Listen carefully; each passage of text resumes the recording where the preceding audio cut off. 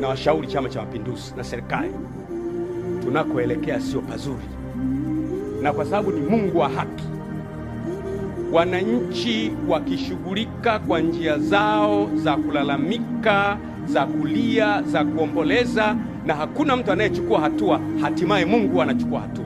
Narudia tena, wananchi wanapolalamika na kulia na kuomboleza kwenye mitandao, na Watanzania wote, na hakuna mamlaka ya kimwili, a secular institution inachukua mamlaka za rohoni huwa zinachukua kozi.